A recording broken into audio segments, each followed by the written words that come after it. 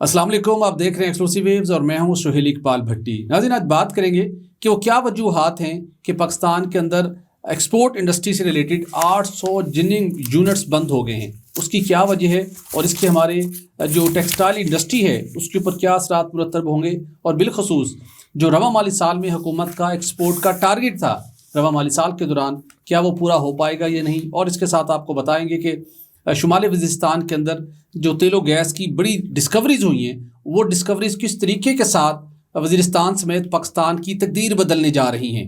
और आपको बताएंगे कि कितने सालों से वज़ीरिस्तान के इस इलाके में जो तेलो गैस की तलाश का काम था वो तख़ीर का शिकार रहा, और अल्टीमेटली किस कंपनी ने फिर लीडिंग रोल प्ले करते हुए तमाम तर रिस्क को मद्देनज़र रखते हुए उसकी ज़िम्मेदारी लेते हुए उसके बावजूद वहाँ पर इस एक्टिविटी का आगाज़ किया, जिसके नतीजे में वहाँ पर ख़तीर सरमायाकारी की गई। और अब वज़ीरिस्तान का ये इलाका पाकिस्तान के किस तरीके से तकदीर बदलने जा रहा है, और एनर्जी सिक्योरिटी के फ्यूचर के हवाले से इसका क्या रोल है, और किसने एक लीडरशिप रोल प्ले किया जिसके नतीजे में एक नामुमकिन काम को मुमकिन कर दिखाया गया।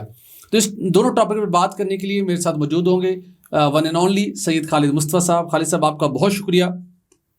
पहले खालिद साहब, मैं आपसे जानना चाहूँगा, आज आपने एक ब्रीफिंग भी अटेंड की और उससे पहले भी आप इसके ऊपर लिखते रहे हैं, आप बात करते रहे कि हमारी जो इस वक्त मुआशी इंडिकेटर्स थोड़े से ठीक हुए हैं, जो हमने थोड़ा सा हम संभले हैं, उसके अंदर रेमिटेंस के बाद हमारी एक्सपोर्ट का बहुत बड़ा रोल है। जी हाँ। और गवर्नमेंट ने टारगेट रवा वाले साल के भी कुछ बड़े ज़्यादा तय किए हुए हैं कि हमने कुछ 34-35 अरब डॉलर से ज़्यादा की गालबन जो एक्सपोर्ट का है टारगेट हमने अचीव करना है। लेकिन उसके बावजूद हमारी टेक्सटाइल इंडस्ट्री, कोई ऐसा दिन नहीं गुजरता जहाँ उन्हें नए चैलेंजेस का सामना ना हो। कभी IMF कोई ऐसी वहाँ पे कदगन लगा देता है जिससे लगता है कि हमारी फैक्ट्रियाँ बंद हो जाएंगी, लाखों मजदूर बेरोज़गार हो जाएंगे। लेकिन लेटेस्ट अपडेट आपके पास क्या है कि 800 जिनिंग यूनिट्स बंद हो गए। वो क्यों बंद हुए और उसके क्या असरात होंगे हमारे टेक्सटाइल इंडस्ट्री पर? भट्टी साहब, बहुत बहुत शुक्रिया। भट्टी साहब, आपने ये जो आज का टॉपिक है ये एक्चुअली हमारे एग्रीकल्चर सेक्टर का टॉपिक है बेसिकली। जी बिल्कुल ऐसा है। और उससे रिलेटेड इंडस्ट्री का है, और उससे जो सबसे बड़ी इंडस्ट्री है वो टेक्सटाइल की इंडस्ट्री है जो उससे रिलेट करती है। लेकिन इससे पहले मैं ये बताऊंगा कि हमने जो अभी तक इकोनॉमिक गेन्स किए हैं ना, मिसाल के तौर पे इन्फ्लेशन जो है, इन्फ्लेशन बढ़ने का रेट वो बहुत कम हो गया पाकिस्तान में। ये बड़ी अच्छी बात है। डिस्काउंट रेट 22% से 12% हो गया, और मजीद भी ये कम हो सकता है। जो इलेक्ट्रिसिटी का टैरिफ है वो तकरीबन जो है 4 पे 41 पैसे जो है वो कम हो गया है। ये बड़ी अच्छी बात है। इससे कास्ट ऑफ डूइंग बिजनेस जो है वो बेहतर हो जाएगा, हमारा इनपुट कास्ट कम हो जाएगी। ये भी बहुत अच्छी बात है। लेकिन कुछ मामला ऐसे हैं जो किसानों के रिलेटेड हैं, और ना सिर्फ किसानों के रिलेटेड है लेकिन उनके साथ जो प्रोड्यूस करते हैं उसके साथ जो इंडस्ट्री वाबस्ता है उससे भी वो डायरेक्टली रिलेटेड है। वो है कॉटन। एक ज़माना था 10 साल पहले 2015 में हमने 14 मिलियन बेल्स कॉटन प्रोड्यूस की थी। बम्पर क्रॉप थी हमारी। बिल्कुल सही, ठीक है ना। और उसी साल 2015 में इंडिया ने 12 मिलियन टन पैदा की थी। हम इंडिया से ज़्यादा हमने पैदा किया कॉटन। लेकिन वक्त गुजरता गया, आज 2025 है। आज हमारे कॉटन की प्रोडक्शन जो है ना 5.5 मिलियन बेल्स है, और इंडिया कहाँ खड़ा है? 35 मिलियन बेल्स पे। इंडिया ने वहाँ पे जो टेक्नोलॉजी अडॉप्ट की, जो सीड अडॉप्ट किया, उसकी वजह से उन्होंने अपनी, और जो उन्होंने फार्मर्स को इंसेंटिव्स दिए। एक वक्त में हम कॉटन को एक्सपोर्ट करने की बातें कर रहे थे, और आप पिछले कुछ सालों से धड़ाधड़ बिलियन डॉलर्स के हम इंपोर्ट कर रहे हैं। तो उससे होता क्या है? अच्छा, ये तो एक बात होगी। इंडिया क्या कर रहा है? इंडिया अपने किसान से महंगी कॉटन खरीदता है। अच्छा, यानी 58 रुपये जो इंडियन रुपीज़ है स्पोर्ट प्राइस, 58 रुपये पे 58,000 रुपीज़ पे पर यानी कि जो मन है वो खरीदता है उनसे, और इंडस्ट्री को वो 53,000 टन पे देता है। 53,000 में, यानी वो अनबिलीवेबल जी। वो इंडस्ट्री को भी केटर कर रहा है और किसानों को भी महफूज कर रहा है, ताकि किसान इनकरेज होते रहें, डिस्करेज ना हो, और वो कॉटन क्रॉप उगाते रहे पूरी दुनिया में। भट्टी साहब, लोग जो है, पूरी हुकूमतें जो हैं दुनिया की, खासकर जो डेवलप्ड इकोनॉमीज हैं, ठीक है ना, वो अपने किसानों को महफूज करती है सपोर्ट प्राइस दे के, इंसेंटिव्स दे के, ताकि वो मैक्सिमम जो है ना अब प्रोड्यूस उगाएं, ताकि वो हमें इंपोर्ट ना करनी पड़े, ठीक है ना। और पाकिस्तान में क्या हुआ है पिछले सालों में, यहाँ तो उलट काम चल रहा है। यहाँ पे उलट काम चल रहा है। एक स्कीम आई EFS, ठीक है ना, एक्सपोर्ट फैसिलिटेशन स्कीम जी, वो अब जो पिछले FBR के चेयरमैन थे ना, टवाना साहब, उन्होंने वह ख़त्म कर दी। किन के लिए ख़त्म की? जो डोमेस्टिक चेन है टेक्सटाइल इंडस्ट्री की। डोमेस्टिक चेन में क्या आता है? कपास पहला प्रोडक्ट है, कपास का उगना, ठीक है ना, उस पर उन्होंने सेल्स टैक्स लगवा दिया, ठीक है ना। फिर जब वो उग के तो जाती है स्पिनिंग में या जिनिंग में, तो उन पे उन्होंने टैक्स लगा दिया। तो वो जो एक्सपोर्ट फैसिलिटेशन जो स्कीम थी, उसके दायरा कार से उन्होंने बाहर उनको निकाल दिया, जिस पे उन पे सेल्स टैक्स लग गया 18%। और उसकी वजह से वो जो है, वो एक तो वो इतनी ज़्यादा कपास उगी नहीं है, और जिनिंग और स्पिनिंग जो है उनको जब EFS से निकाला है आपने, तो उसका नतीजा क्या निकला कि इस वक्त स्पिनिंग यूनिट जो है आपके 120 थे, वो बंद पड़े हुए हैं। वहाँ पे जो लोग काम करने वाले थे वो बंद पड़े, ख़त्म है। और हमारी 1200 इस वक्त भट्टी साहब जिनिंग यूनिट्स हैं, जिनिंग मिल्स हैं, जिनिंग जो मिल्स हैं हमारी, वो 800 बंद हो चुकी हुई। तो अब ये है कि चैलेंज ये है कि हमने डोमेस्टिक जो वैल्यू चेन है वो भी तो बहाल करनी है कि नहीं करनी है आपने। तो फिर एप्टमा ने ये कहा कि आप जो है इंपोर्ट जो है, उधर से देखें, हम yarn इंपोर्ट कर रहे हैं, फैब्रिक्स इंपोर्ट कर रहे हैं, कॉटन जो इंपोर्ट कर रहे हैं उस पर 0 टैक्स है। बिल्कुल ठीक, उन पे 0 टैक्स है।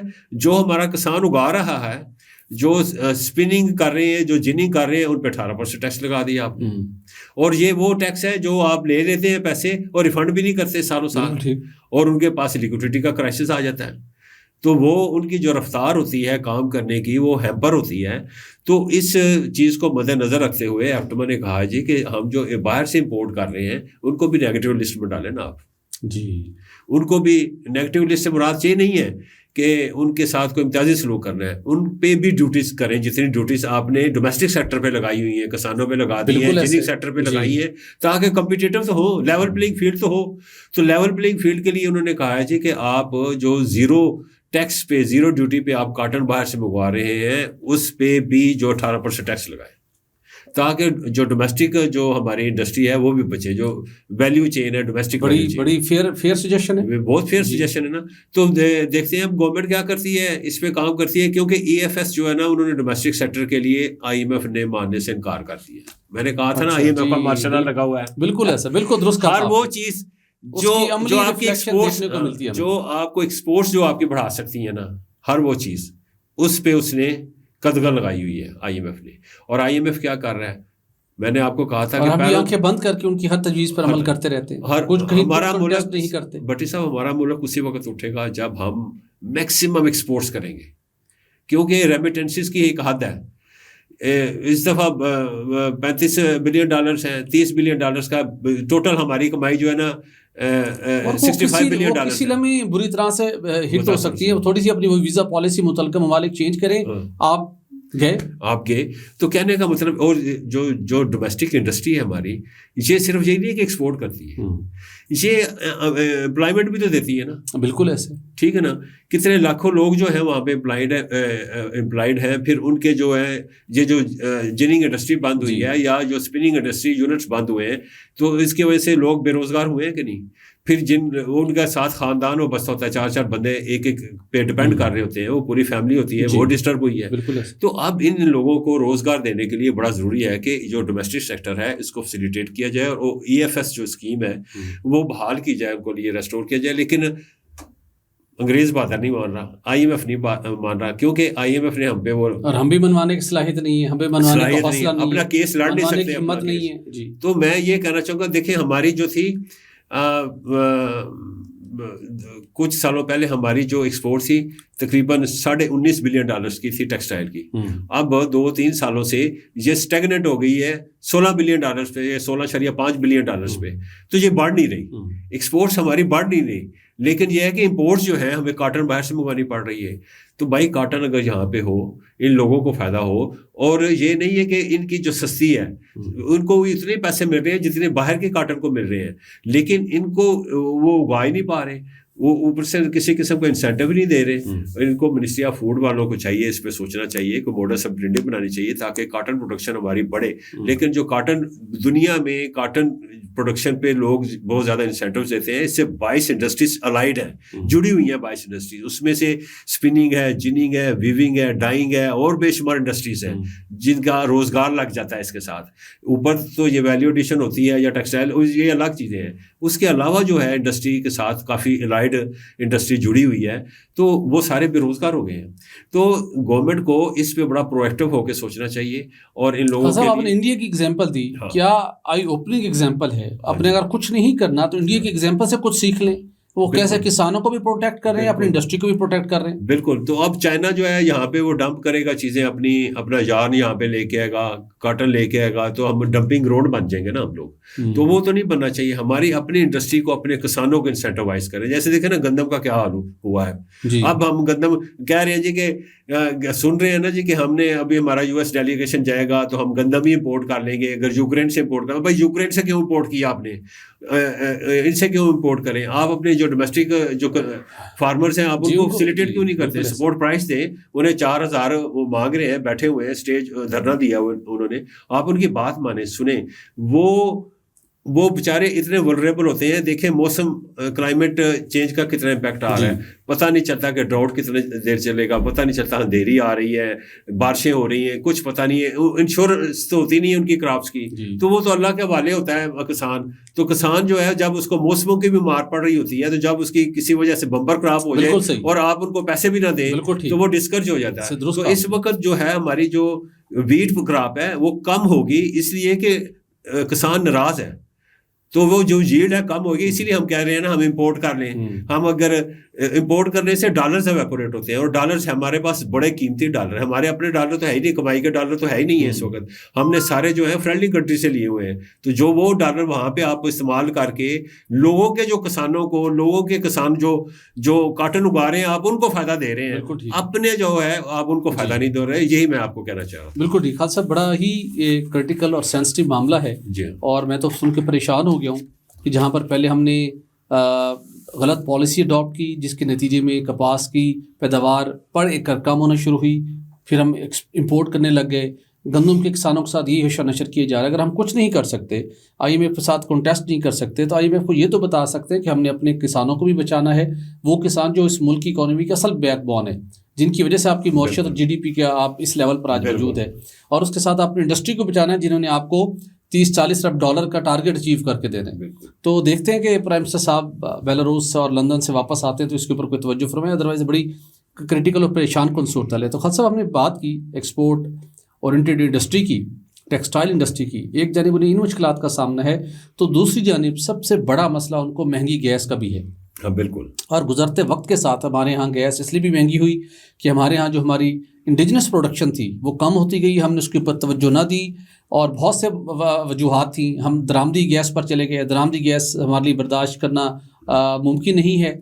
और लेकिन इस दौरान अल्टीमेटली एक रियलाइजेशन हुई कि एक गवर्नमेंट ने कहा कि हमने अपनी कंपनियों के ज़रिए से एक्टिविटी बढ़ानी है। दुनिया का कोई भी मुल्क हो, जब तक अपने इंडिजिनस रिसोर्सेज के ऊपर, अपनी कीमती मादनियात के ऊपर इन्हिसार नहीं करता, उनको एक्सप्लोर नहीं करता, उस वक्त तक वो खुशहाल मुस्तकबिल की ज़मानत नहीं दे सकता कोई भी उस मुल्क की। तो अल्टीमेटली एक वक्त था हमारे यहाँ गैस सरप्लस थी, फिर पॉलिसी शिफ्ट हुई, ड्रिलिंग के ऊपर काम नहीं हुआ, दहशतगर्दी ने भी बड़ा इफ़ेक्ट किया, लॉ एंड ऑर्डर ने, बिलखसूस KP और बलूचिस्तान को, जहाँ पे काम करना नामुमकिन रहा। लेकिन अल्टीमेटली आपको याद होगा एक ब्रिटिश कंपनी थी तलो के नाम से। हाँ बिल्कुल। उनको एक बड़ा पोटेंशियल ब्लॉक मिला था शुमाली वज़ीरिस्तान में 2005 में।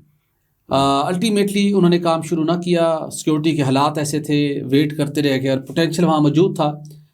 करते कराते हुए 2017 में माड़ी एनर्जीज़, जिसका अब नाम है, उससे पहले उस माड़ी पेट्रोलियम उस कंपनी का नाम था, इन्होंने तय किया, और हमारे रेलेवेंट स्टेक होल्डर ने तय किया कि हमें तमाम तर चैलेंजेस के बावजूद, तमाम तर ख़तरात के बावजूद और मैसिव इन्वेस्टमेंट के बावजूद हमने यहाँ पे जाना है, यहाँ पोटेंशियल है।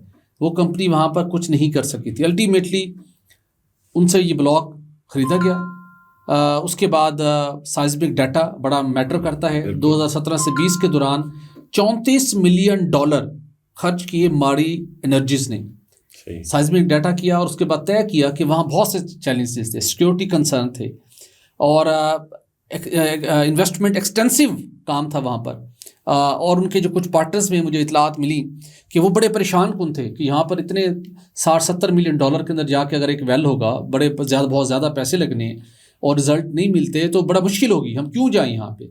लेकिन जो लीडरशिप थी माड़ी एनर्जीज़ की, उन्होंने अल्टीमेटली बिलखसूस जो मौजूदा MD हैं फ़हीम हैदर साहब, तो उन्होंने बड़ा मुश्किल वक्त के अंदर एक स्ट्रेटजी बनाई, मुश्किल फ़ैसले किए और तय किया कि नहीं, हमने इस इलाके में जाना है।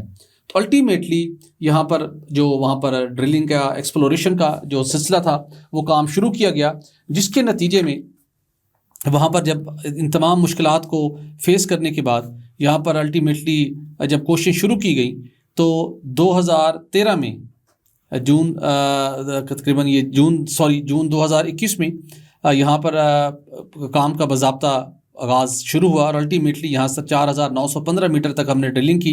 हंगू और लोक हार्ट फार्मेशन के ऊपर हमें हाइड्रोकार्बन के मौजूदगी का पता चल गया यहाँ पर है। मेहनत की, काम का सिलसिला शुरू हुआ, लेकिन वो गैर मुल्की ताकतें, वो अनासिर जो जिन्हें पता इस इलाके में पोटेंशल क्या है, जो चाहते थे कि ये इलाका दहशतगर्दी की नज़र में रहे, और यहीं से वो लोगों को वर्गला कर उनको गुमराह करके रियासत पाकिस्तान के ख़िलाफ़, मुल्की इदारों के ख़िलाफ़ तैयार करते थे, जिसके नतीजे में पाक फ़ौज, सिक्योरिटी फोर्सेस और पाकिस्तान के आम शहरियों ने इस दहशतगर्दी की जंग में हज़ारों अफराद ने कुर्बानियाँ दी। अरबों डॉलर का पाकिस्तान को नुकसान हुआ, लेकिन एक कंपनी के एक इनिशिएटिव से वो सारी चीज़ें तब्दील होने जा रही हैं। इस जगह पे जहाँ एक्सप्लोरेशन का आगाज़ हुआ, यहाँ पर भी खालिद साहब माड़ी एनर्जीज़ के 8 मुलाजमीन ने इस फरीज़े की अपनी अदायगी में, एक फरीज़ा ही था जहाँ सामने दहशतगर्दी मौत हो, अपनी जान की परवाह किए बगैर उस इलाके में गए। बिल्कुल सही। सिक्योरिटी मैयर्स भी लिए गए, लेकिन उन्होंने जाम शहादत नोश किया। काम फिर भी कंपनी आगे बढ़ाती रही। FC के 4 जवानों ने भी यहाँ पर जाम शहादत नोश किया, वहाँ पर हमले होते रहे, लेकिन काम चलता रहा। अल्टीमेटली यहाँ डिस्कवरी हो गई खालिद साहब, और फिर एक और बड़ा फैसला माड़ी ने किया, जिसको हम बड़ा अप्रिशिएट करेंगे। MD माड़ी पेट्रोलियम फ़हीम हैदर की ये विजन था, उनकी लीडरशिप क्वालिटीज़ थी। डिस्कवरी हो गई, बड़ी डिस्कवरीज थी। अब ये था कि फौरी तौर वहाँ गैस पाइपलाइन नेटवर्क भी नहीं था, और कुछ वहाँ पे अपने उस फील्ड को डेवलप भी करना था, वहाँ प्रोसेसिंग प्लांट भी चाहिए था। बिल्कुल। अब 2 ऑप्शन होते हैं कि आप उसको नया प्लांट लगाते हैं, इंपोर्ट करते हैं, कंपनीज आती हैं, एक लंबा प्रोसीजर होता है, सालों लग जाते हैं। फौरी तौर पर फैसला किया गया कि कुछ जगहों पर माड़ी के मुख्तलिफ और ब्लॉक्स के अंदर इंटरेस्ट थे, और वहाँ पर एक मौजूद था एक प्लांट भी, उस प्लांट को लाया गया शॉर्टेस्ट टाइम के अंदर, वहाँ पर उसको इंस्टॉल किया गया। फिर 230 किलोमीटर की पाइपलाइन थी, वो पाइपलाइन बिछाना भी नॉर्दर्न का जहाँ जोखों का काम था, वहाँ पर भी उन्हें बहुत से मुश्किलात का सामना, बहुत एग्जैक्टली। अल्टीमेटली खालिद साहब पाइपलाइन भी बिछा दी गई, और शिवा जो की डिस्कवरी थी उससे 70 मिलियन क्यूबिक फीट गैस 23 मार्च 2025 को यौम पाकिस्तान के मौके के ऊपर, मतलब मुझे बड़ी खुशी हुई, 23 मार्च 2025 को 70 मिलियन गैस हमारे नेशनल ग्रिड सिस्टम में ऐड कर दी गई। ये बहुत बड़ी कामयाबी तो उस इलाके से जहाँ पर कोई इकोनॉमिक एक्टिविटी नहीं हो सकती थी। उसके साथ साथ वहाँ से 700 बैरल यौमिया कंडेंसेट भी, उसकी भी फ़रोख्त का कमर्शियल ऑपरेशन स्टार्ट हो गया। इस इक़दाम के नतीजे में जो अब तक वहाँ पर काम हुआ है, माड़ी एनर्जीज़, OGDCL और उसके साथ उनके ऑपरेटर हैं, उसके साथ एक और उनके JV पार्टनर हैं OPI, $250 मिलियन की खतीज सरमायाकारी की जा चुकी है इस इलाके में, $250 मिलियन की। अगरचे के कुछ शुरू में पार्टनर्स परेशान थे कि बड़ी रीजनेबल अमाउंट जी एग्जैक्टली। अब सिर्फ इस डिस्कवरी का जो 70 मिलियन क्यूबिक फीट सिस्टम में ऐड हो चुकी है खालिद साहब, इसके नतीजे में जो हमें जो बचत होगी हमारे ज़र मुबादला की, वो आप अंदाज़ा लगाइए कितनी होगी, $300 मिलियन सालाना, $30 करोड़ सालाना की हमें बचत होगी, सिर्फ इस एक 70 मिलियन की जो गैस की जो डिस्कवरी थी, इसको सिस्टम में हमने ऐड किया है। अभी मज़ीद अभी आगे चल के होनी है। अच्छा, जो अब तक काम हुआ है, इसके नतीजे में ये जो पिछले दिनों आजकल एक बड़ी डिबेट चल रही है, और KPK के अंदर दोबारा कुदरती वसाइल के खिलाफ जो मिनरल का बिल मुतलका बिल गया और उसके ऊपर कन्फ्यूजन और उसके ऊपर मड स्लिंगिंग हो रही है। खास अब इस इकदाम के नतीजे में यहाँ इस जगह पे केपी गवर्नमेंट का तो कुछ नहीं लगा, कोई पैसे खर्च नहीं लगा, कुछ नहीं लगा, लेकिन इस डिस्कवरी के नतीजे में 6 अरब रुपए, कितने जी, 6 अरब रुपए रॉयल्टी और एक्साइज ड्यूटी की मद में सालाना आराम से केपी गवर्नमेंट के बैंक अकाउंट में ठग करके जाने। जबरदस्त। तो केपी गवर्नमेंट ने ये रकम अगेन इस इलाके में, वजीरिस्तान के इलाके के लोगों की इंफ्रास्ट्रक्चर ये होगा in addition to the CSR activities. Exactly, मैं अब उस तरफ आ रहा हूँ, वो अलग है जी, वो बिल्कुल अलग है, वो अलग है। CSR और उसके साथ जो लोकल कम्युनिटी है उनकी फलाह बहबूद के ऊपर 1 अरब रुपए माड़ी एनर्जी अलग खर्च करेगी। अच्छा, इस जगह के ऊपर मुझे खुद जाने का मौका मिला, मैंने यहाँ से जाके एक प्रोग्राम रिकॉर्ड किया, मकामी लोगों से बात की। कल सब हद निगाह वहाँ पर कोई कमर्शियल एक्टिविटी नहीं है, लेकिन लोगों को यहाँ रोज़गार दिया गया, उनके मुस्तकबिल, उनकी आने वाली नस्लों के मुस्तकबिल को सिक्योर किया गया है, एजुकेशन दी जा रही है, हेल्थ फैसिलिटीज़ दी जा रही हैं, और उसके साथ साथ इंफ्रास्ट्रक्चर की वहाँ तमीर किया जा रहा है और लोगों की जिंदगियां वहाँ पर बदल रही हैं। सिर्फ यही नहीं, तो सोहेल साहब ये भी बताया ना, वहाँ पे कोई अनकन्वेंशनल गैस भी सुना है, जी मैं एग्जैक्टली अभी बड़ी डिटेल इसकी बाकी है। ये है वजीरिस्तान ब्लॉक, जिसे मैं कहता हूँ कि वजीरिस्तान बदल रहा है। उसकी बुनियादी वजह क्या है? उस बुनियादी वजह के अंदर माड़ी एनर्जीज की एक इतनी रिस्क, जो हाईली रिस्क इन्वॉल्व था, वहाँ पर जाके $250 मिलियन की सरमायाकारी करना, और फिर उसके बाद FW का भी नॉर्थ वजीरिस्तान में जाके मोहम्मद खेल के इलाके में कॉपर प्रोजेक्ट के ऊपर इन्वेस्टमेंट करके वहाँ से प्रोडक्शन स्टार्ट करना। तो वजीरिस्तान बदल रहा है। पाकिस्तान का एनर्जी सिक्योरिटी का जो फ्यूचर है वो सिक्योर हो रहा है इन दोनों कंपनीज की कंट्रीब्यूशन के नतीजे में। तो आगे इसमें जो आगे चले तो इसके अंदर जो यहाँ तक जो हमने डिटेल शेयर की है, जहाँ तक बड़ा इंपॉर्टेंट रोल था MD माड़ी एनर्जीज फ़हीम हैदर साहब का। ये फ़हीम हैदर साहब मेरे ख्याल मार्केट से आए हैं। ये जी बिल्कुल प्राइवेट सेक्टर से आए थे, बैरून मुल्क खिदमात सर अंजाम दे रहे थे, यहाँ पर आए, उन्होंने आके अपनी खिदमात देना शुरू की। एग्जैक्टली। अब मैंने कुछ एक्सपर्ट से बात की कि किस वजह से ये चीज़ें टर्न अराउंड हो गई शॉर्टेस्ट टाइम में। तो उनका कहना है कि MD माड़ी एनर्जीज फ़हीम हैदर साहब की जो उनकी बोल्ड इन्वेस्टमेंट स्ट्रेटजी थी ना, और स्ट्रेटजिक अप्रोच थी फ्यूचर एनर्जी फ्यूचर सिक्योरिटी के हवाले से, उसने बड़ा कलीदी किरदार अदा किया। अदरवाइज ये काम हो जाना था, लेकिन ये लिंगर ऑन हो सकता था, इल्तवा का शिकार हो सकता, इसमें मजीद कई साल लग सकते थे। लेकिन उन्होंने बोल्ड डिसीजन लिए और उन्होंने कहा कि नहीं, हमने इसको बड़ा एक अच्छी स्ट्रेटजी बनाई, जिसके नतीजे में यहाँ तक पहुँचे। और उसके साथ साथ उनके इस इनिशिएटिव के नतीजे में, जहाँ पर अभी सिर्फ इसको लोग कह रहे हैं कि आप इस अप्रोच को, सिर्फ जो MD की अप्रोच थी उसको एक डिस्कवरी की हद तक मत देखें।